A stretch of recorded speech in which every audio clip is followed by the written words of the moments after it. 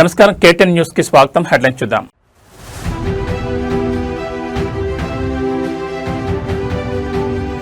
ఉత్తరాంధ్ర దశాబ్దాల కళ సాకారం. భోగాపురం అల్లూరి సీతారామరాజు అంతర్జాతీయ విమానాశ్రయం ప్రారంభించిన ప్రధాని నరేంద్ర మోడీ.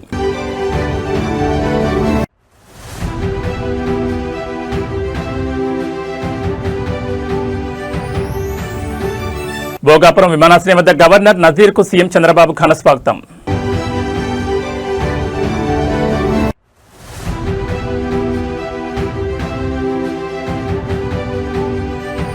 ఆస్ట్రేలియా మంత్రి జూలియన్ హిల్ కు ఏపీలో ఘన స్వాగతం. గన్నవరం ఎయిర్పోర్ట్ లో కలిసిన మంత్రులు లోకేష్, టీజీ భరత్.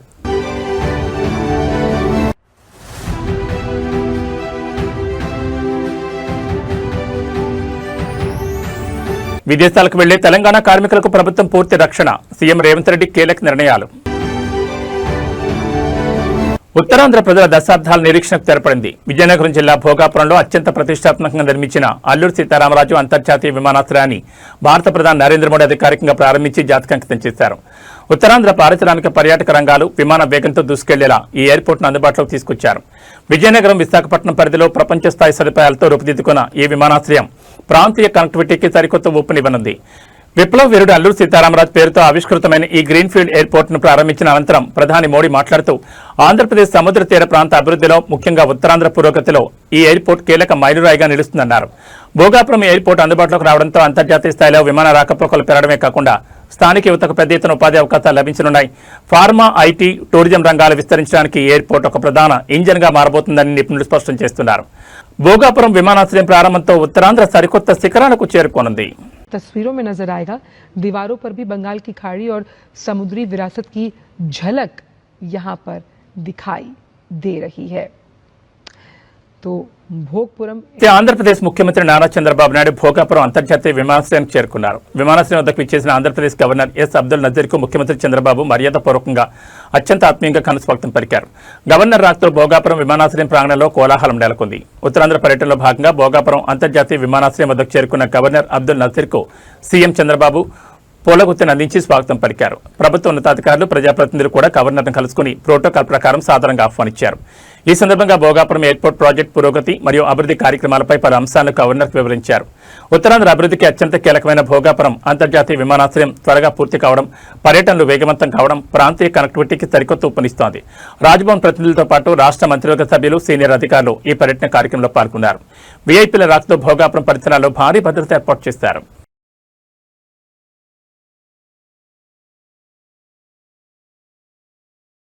ఆంధ్రప్రదేశ్ రాష్ట్ర పర్యటన నిమిత్తం ఇచ్చేసిన ఆస్ట్రేలియా ప్రభుత్వ అంతర్జాతీయ విద్య, పౌరసత్వం, కస్టమ్స్, సాంస్కృతిక వ్యవహారాల శాఖ సహాయ మంత్రి జూలియన్ హిల్ కు విజయవాడ గన్నవరం విమానాశ్రయంలో ఘన స్వాగతం లభించింది.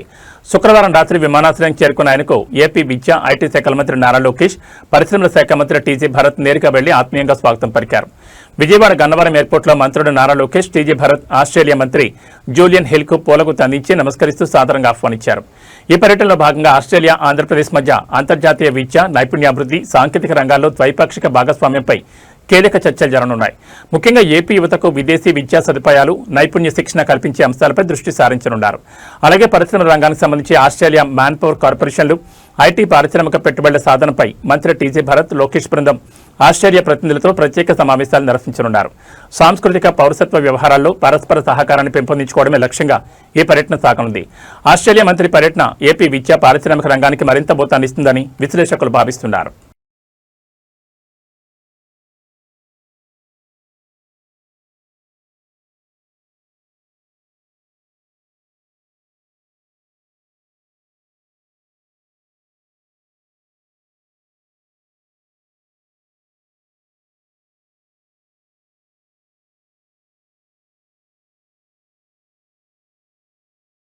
ఉపాధి నిమిత్తం విదేశాలకు వెళ్లే తెలంగాణ కార్మికులకు పూర్తి స్థాయిలో రక్షణ కల్పించేందుకు ప్రభుత్వం విప్లవాత్మక చర్యలు చేపట్టింది. విదేశాల్లో ఉద్యోగ శిక్షణ, పాస్పోర్ట్ల జారీతో పాటు అక్కడి మ్యాన్ పవర్ కంపెనీలతో నేరుగా ఒప్పందాలు చేసుకునే బాధ్యతను టామ్కామ్కు అప్పగించాలని ముఖ్యమంత్రి రేవంత్ రెడ్డి ఆదేశించారు. విదేశాలకు వెళ్లేవారు ఏజెంట్ల చేతిలో మోసపోకుండా పర్యవేక్షించేందుకు విశ్రాంత ఐఎఫ్ఎస్ అధికారిని సీఈఓగా నియమిస్తున్నట్లు ప్రకటించారు. మంత్రి వివేక్ వెంకటస్వామి ఉన్నతాధికారులతో సమీక్ష నిర్వహించిన CM Revanth Young India Skills యూనివర్సిటీలో German, Japanese, Korean, Chinese, Russian భాషలు నేర్పించేలా విదేశీ శిక్షకులతో ప్రత్యేక విభాగాన్ని ఏర్పాటు చేయాలని సూచించారు. బ్లూ కాలర్ ఉద్యోగాలకు వెళ్లే వారికి హెవీ లైట్ వెహికల్ డ్రైవింగ్ శిక్షణ ఇవ్వడంతో పాటు వారికి కూడా ఓవర్సీస్ స్కాలర్షిప్స్ అందించే అంశంపై అధ్యయనం చేయాలని ఆదేశించారు.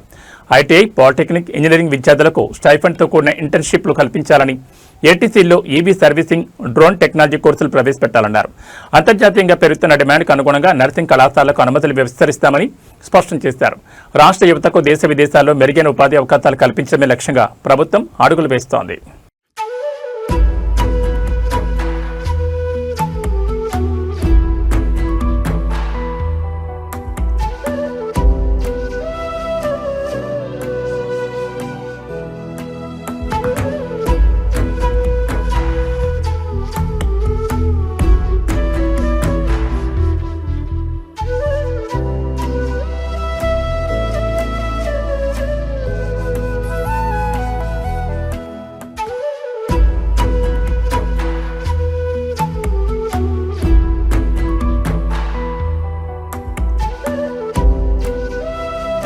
తెలంగాణ రాష్ట్రానికి పారిశ్రామిక పెట్టుబడులను ఆకర్షించడమే లక్ష్యంగా ప్రభుత్వం మరో కీలక ముందడుగు వేసింది.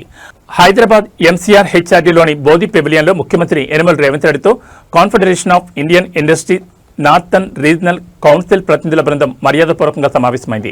రాష్ట్రంలో ఉన్న పారిశ్రామిక అనుకూలతలపై సీఎం రేవంత్ రెడ్డి సందర్భంగా కీలక చర్చలు జరిపారు. ఈ ప్రత్యేక సమావేశంలో సీఎం సలహాదారు వేముల రామకృష్ణారావుతో పాటు పలువురు సీనియర్ ఐఏఎస్ అధికారులు, పారిశ్రామిక రంగ దిగ్గజాలు పాల్గొన్నారు.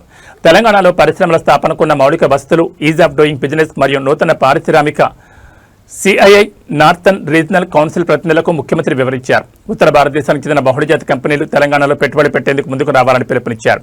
రాష్ట్రంలో పారిశ్రామిక ప్రగతి ద్వారా స్థానిక యువతకు ఉపాధి అవకాశాలు పెంచడమే తమ ప్రభుత్వ ప్రాధాన్యతని సీఎం స్పష్టం చేశారు. రేవంత్ రెడ్డి విజన్ మరియు ప్రభుత్వం ఇస్తున్న ప్రోత్సాహం పట్ల సిఐఐ ప్రతినిధి బృందం హర్షం వ్యక్తం చేస్తూ రాష్ట్రంలో పెట్టుబడులుకున్న అవకాశాలపై సానుకూలంగా స్పందించింది. సిఐఐ ప్రతినిధులతో సీఎం రేవంత్ రెడ్డి భేటీ తెలంగాణ పారిశ్రామిక రంగానికి మరింత ఊతాన్నివ్వనుంది.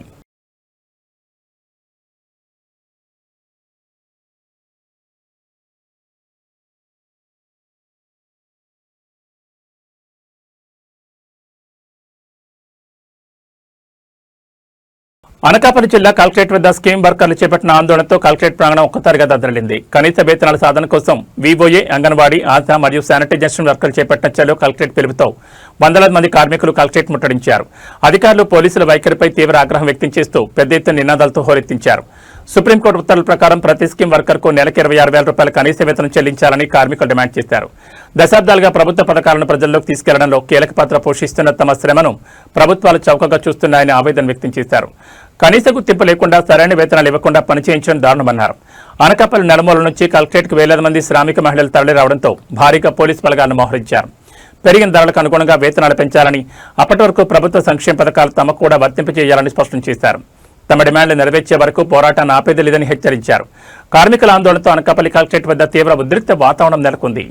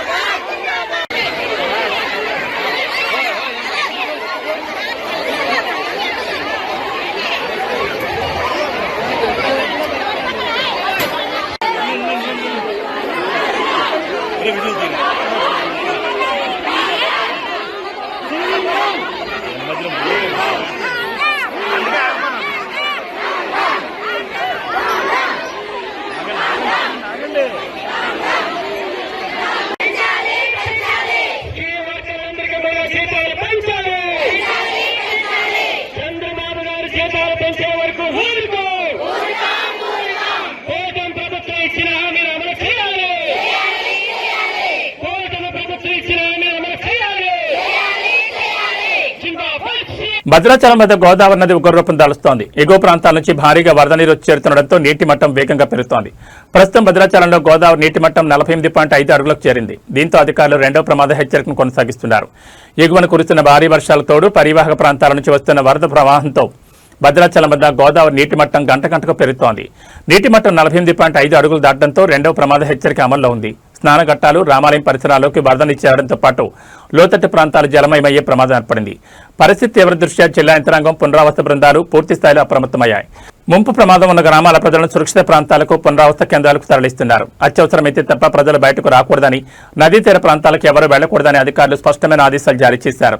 గోదావరి వరద ప్రవాహాన్ని అధికారులు నిరంతరం పర్యవేక్షిస్తున్నారు.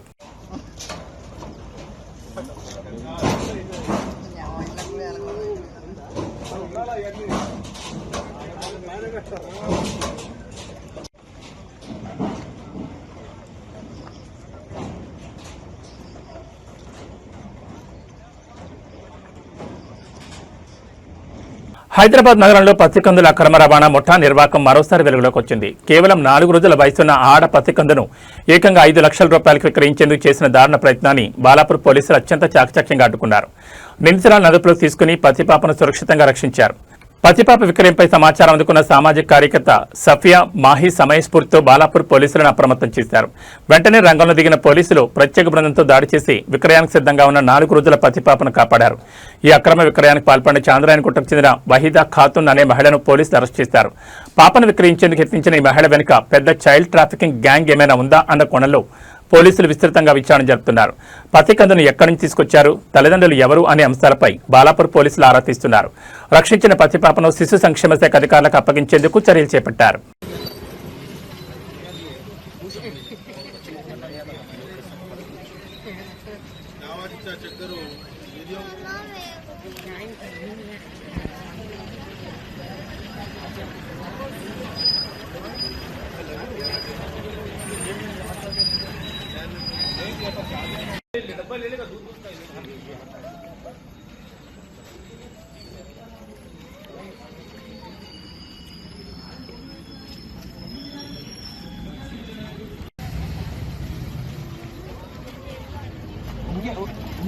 आप भी सामने हो, उनके हाथ में दीजिए,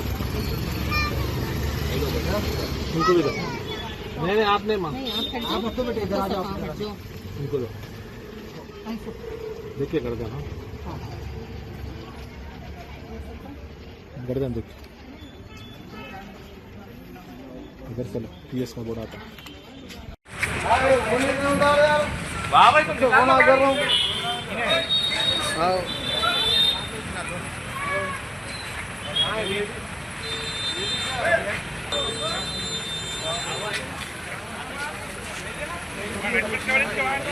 తెలంగాణ సంస్కృతి సాంప్రదాయాలకు ప్రత్యేకంగా నిలిచే ఆషాఢ బోనాల ఉత్సవాలకు హైదరాబాద్ పాత బస్తీ సంపూర్ణంగా సిద్ధమైంది. చారిత్రక లాల్ దర్వాజా శ్రీ సింహవాహిని మహంకాళి అమ్మవారి 118వ వార్షికోత్సవాలు అత్యంత వైభవంగా ప్రారంభమయ్యాయి. అమ్మవారి ఉత్సవాల ప్రారంభం సందర్భంగా ఆలయంలో ప్రత్యేక పూజలు, ఆధ్యాత్మిక కార్యక్రమాలు కోలాహలంగా కొనసాగుతున్నాయి.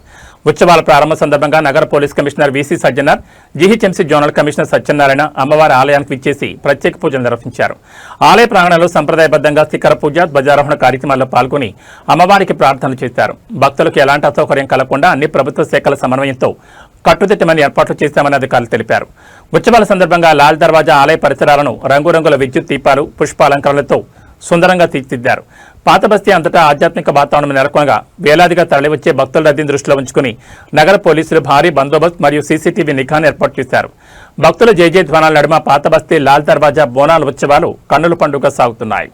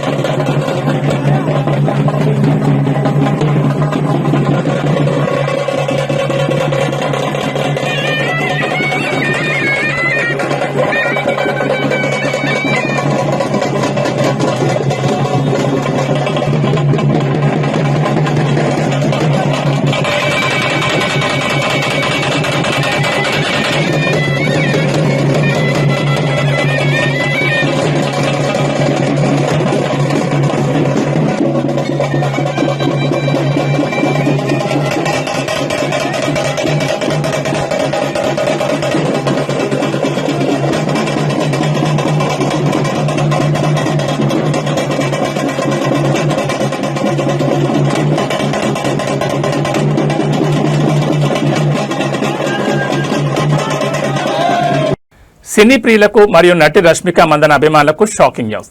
సెట్స్ లో షూటింగ్ జరుగుతుండగా రష్మిక ఊహించని ప్రమాదానికి గురయ్యారు. ఒక భారీ డాన్స్ సీన్ చిత్రీకరిస్తున్న సమయంలో ఆమె తీవ్రంగా గాయపడినట్లు సమాచారం బయటకు వచ్చింది. దీంతో వెంటనే ఆమెను పరిశీలించిన వైద్యులు కీలక సూచనలు చేశారు. సినీ వర్గాల నుంచి అందుతున్న సమాచారం ప్రకారం డాన్స్ రిహార్సల్స్ లేదా సీన్ షూట్ చేస్తున్న క్రమంలో రష్మిక తుంటి భాగానికి బలమైన గాయమైనట్లు వైద్యులు వెల్లడించారు. పరిస్థితి తీవ్రతను పరిశీలించిన వైద్య నిపుణులు రష్మికకు కనీసం 6 వారాల పాటు పూర్తి విశ్రాంతి అవసరమని ఖచ్చితంగా సూచించారు.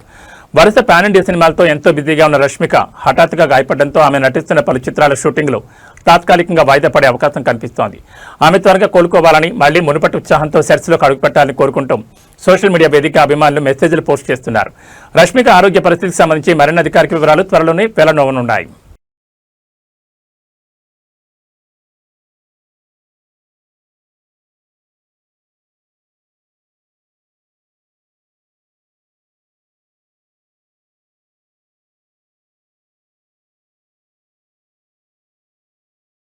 బంగారం కొనుగోలు చేయాలనుకునే వారికి స్వల్ప ఉపశమనం లభించింది. హైదరాబాద్ బులియన్ మార్కెట్లో ఇవాళ బంగారం ధరలు స్వల్పంగా తగ్గుముఖం పట్టాయి. గడిచిన కొద్ది రోజులుగా హెచ్చుతగ్గులకు లోనవుతున్న పసిడి రేట్లు ఈ రోజు స్వల్పంగా తగ్గడంతో కొనుగోలుదారులు కాస్త ఊపిరి పీల్చుకుంటున్నారు. ఇవాళ మార్కెట్లో 24 క్యారెట్ల 10 గ్రాముల మేలిం బంగారం ధర ₹380 తగ్గి 1,44,220కి చేరింది. అదేవిధంగా ఆభరణాల తయారీకి ఉపయోగించే 22 క్యారెట్ల 10 గ్రాముల పసిడి ధర ₹350 తగ్గి 1,32,200గా పలుకుతోంది. అంతర్జాతీయ మార్కెట్ సంకేతాలు రూపాయి విలువలో మార్పుల కారణంగానే ఈ స్వల్ప తగ్గుదల నమోదైనట్లు మార్కెట్ వర్గాలు చెబుతున్నాయి. ఇక వెండి విషయానికి వస్తే కేజీ వెండి ధర ప్రస్తుతం 2,35,000 వద్ద స్థిరంగా కొనసాగుతోంది.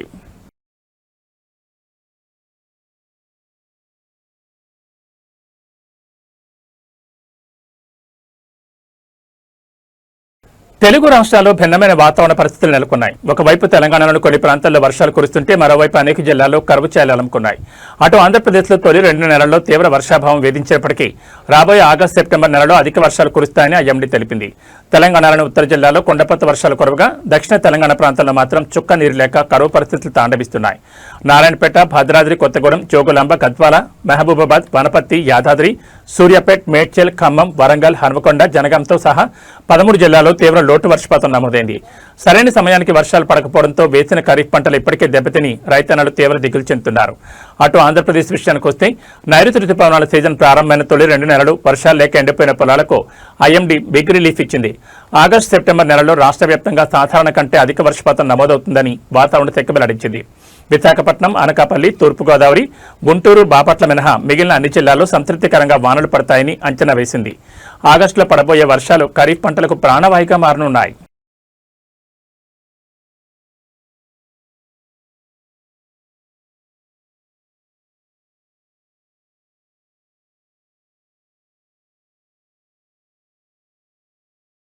కంది మండల నాయి బ్రాహ్మణ సేవా సంఘం నూతన కార్యవర్గ ఎన్నికలు శుక్రవారం కంది మండల కేంద్రంలో ఘనంగా నిర్వహించారు. ఈ ఎన్నికల్లో సంఘం నూతన గౌరవ అధ్యక్షులుగా చేర్యాల నరసింహులు, అధ్యక్షులుగా రామచందర్, ఉపాధ్యక్షులు ఆనంద్, ప్రధాన కార్యదర్శిగా ఎర్దన్నూర్ వెంకటేష్, కోశాధికారిగా కంది రాజేందర్, ప్రచార కార్యదర్శిగా కాశీపురం రాజు, ముఖ్య సలహాదారులుగా జలకల్ దుర్గయ్య, అశోక్, కాశీపురం గోపాన్, ఇంద్రకరణ్, అశోక్, బేతల్ మధుసూదన్, చేర్యాల మురళి, చేర్యాల రఘునందన్ ఏకగ్రీవంగా ఎన్నికయ్యారు. ఈ సందర్భంగా నూతన కార్యవర్గ సభ్యులు మాట్లాడుతూ సంఘ అభివృద్ధితో పాటు నాయి బ్రాహ్మణ సమాజ ఐక్యత, సంక్షేమం, సేవా కార్యక్రమాలకు అత్యంత ప్రాధాన్యత ఇస్తూ సమిష్టిగా పనిచేస్తామని తెలిపారు. బాధ్యతగా వ్యవహరిస్తూ సంఘ అభ్యున్నతికి పాటుపడతామని తెలిపారు. తమ ఎన్నికకు సహకరించిన ప్రతి ఒక్కరికి ఈ సందర్భంగా కృతజ్ఞతలు తెలిపారు. ఈ కార్యక్రమంలో నాయి బ్రాహ్మణ సేవా సంఘం జిల్లా వర్కింగ్ ప్రెసిడెంట్ శివకాంతం, ప్రధాన కార్యదర్శి రాజారాం, డివిజన్ అధ్యక్షులు చేర్యాల ఆంజనేయులు, సంగారెడ్డి పట్టణ గౌరవ అధ్యక్షులు దత్తాత్రి, అధ్యక్షులు లకుడారం మాణిక్ ప్రభు, వర్కింగ్ ప్రెసిడెంట్ సాయినాథ్, యువసేన జిల్లా అధ్యక్షులు మారేపల్లి నరసింహులు, యువత అధ్యక్షులు చరణ్, కోశాధికారి హనుమంతు, కంది మండల కమిటీ సభ్యులు తదితరులు పాల్గొన్నారు. ఈ సంగారెడ్డి నుండి పట్టణ కమిటీ ఇక్కడికి పిలిపించడం జరిగింది. వాళ్ళ ఆధ్వర్యం జరిగింది కాబట్టి మేమందరం వచ్చాము. సాయినాథ్, మాణిక్ ప్రభు, అంజనేయులు గారు మరియు ఇంకా హనుమంత్ గారు, దత్తాత్రేయ నాయి గారు, మరి చరణ్ నాయి గారు వీళ్ళందరూ వచ్చారు. ఈ కమిటీ పిలిచింది. నరసింహ కమిటీ ఆధ్వర్యంగా జిల్లా నాయి బ్రాహ్మణ సేవా సంఘం ఆధ్వర్యంగా మామిళ్ళ నాయక్ జిల్లా అధ్యక్షులు, జిల్లా కార్యవర్గం వచ్చి ఇక్కడ సంగారెడ్డి పట్టణ కార్యవర్గము కలిసి ఈ ఆందోళన మన కంది మండల నాయి బ్రాహ్మణ సేవా సంఘాన్ని ఎన్నుకోవడం జరిగింది. ఈరోజు ఈ సందర్భంగా గ్రామాల్లో ఉన్నటువంటి అన్ని గ్రామాలు 16 గ్రామాలు ఉన్నాయి ఇక్కడ.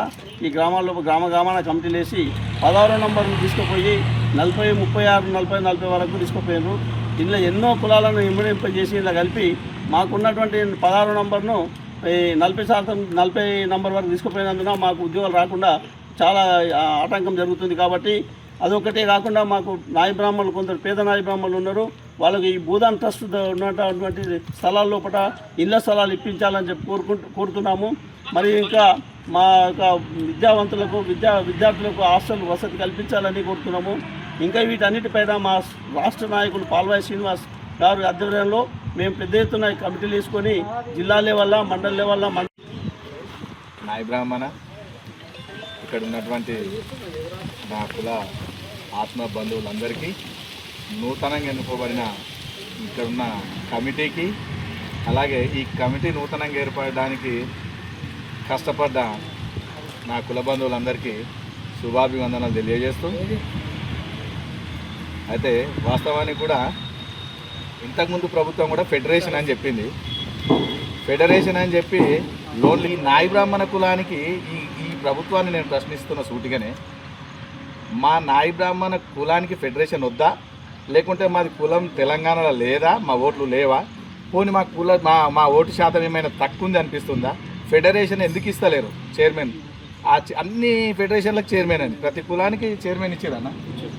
ఆల్మోస్ట్ మన నాయ బ్రాహ్మణ సంఘము అసలు ఆ ఫెడరేషనే లేదు. ఆ ఫెడరేషన్ గురించి ఫస్ట్ ఓట్లాడాలి మనం. ఈ రాష్ట్ర నాయకులు ఏం చేస్తారో తెలియదు, కానీ ఇక వాళ్ళు ఎంతమంది ఉన్నారో మనకు తెలియదు. మనమైతే ఈ డిస్టిక్ నుంచి ఏ రాష్ట్ర నాయకుడు ఏ సంఘాన్ని అక్కడ ఉన్నటువంటి మాట్లాడడానికి ఎవరైనా మినిస్టర్ కలుద్దాము ఫెడరేషన్ గురించి అంటే కూడా మేము అందరం సిద్ధంగా ఉన్నామని చెప్పి ఇప్పటిదాకా అన్న చెప్పిండు. 16వ నంబరు 40వ నంబర్ తీసుకోండి. ఇది బాగా మనలో చిన్న చూపు చూడడం అంటే ఇదే. ఇక వీళ్ళు ఏం పనికిరాదు, వీళ్ళు అడిగేటోళ్ళు లేడు, చట్టసభలలో వీని గురించి మాట్లాడేటోళ్ళు లేడు, సంఘం గురించి. ఇది ఒకటి బాగా ఎక్కువైతుంది. అందు గురించి నేను చెప్తున్నా, చట్టసభలో కూడా మేము చెప్తున్నాను కదా, చట్టసభలో ఏడ మాట్లాడమంటే ఆడ మాట్లాడడానికి మాట్లాడరాక కాదు, గౌరవిస్తున్నాం ప్రతి ఒక్కరిని. ఒకవేళ సంగారెడ్డి జిల్లా పుల్కల్ మండలంలో దారుణం జరిగింది. ఎస్సీటిక్యాల శివార్లో ఓ యువకుడు దారుణ హత్యకు గురయ్యారు. శుక్రవారం అర్ధరాత్రి సమయంలో గుర్తులేని వ్యక్తులు యువకుని హత్య చేసినట్లు స్థానికులు అనుమానిస్తున్నారు. మృతుడు ముదిమాణిక్యం గ్రామానికి చెందిన మల్లికార్జునపల్లి తుడుం రాజుగా గుర్తించారు. మృతుడు రాజుకు భార్య, 2 చిన్నపిల్లలు ఉన్నారు. నిన్న అర్ధరాత్రి సమయంలో రాజు ఇంట్లో నుంచి బయటకు వెళ్లాడని, ఆ తర్వాత ఎంతకీ తిరిగి రాలేదని మృతుడి భార్య పోలీసులకు తెలిపారు. ఉదయానికల్లా ఒంటిపై రక్త మరకలతో రాజు శవమే కనిపించడంతో కుటుంబ సభ్యులు కన్నీరు మున్నీరుగా వెలిపిస్తున్నారు. సంఘటనా స్థలానికి చేరుకున్న జోగిపేట సిఐ అనిల్ కుమార్ మరియు పుల్కల్ పోలీసులు కేసు నమోదు చేసుకుని దర్యాప్తును వేగవంతం చేశారు. క్లోజ్ టీంను రంగంలోకి దించి ఘటనా స్థలంలో కీలక ఆధారాలు సేకరిస్తున్నారు. పగతో ఈ హత్య చేశారా లేక మరేదైనా కారణాలున్నాయా అనే కోణంలో పోలీసులు విచారణ జరుపుతున్నారు. అలాగే గ్రామంలోని సీసీ కెమెరాల ఫుటేజ్ను క్షుణ్ణంగా పరిశీలిస్తూ నిందితుల కోసం గాలింపు చర్యలు చేపట్టారు. ఏం చేసిర్రో తెలియదు.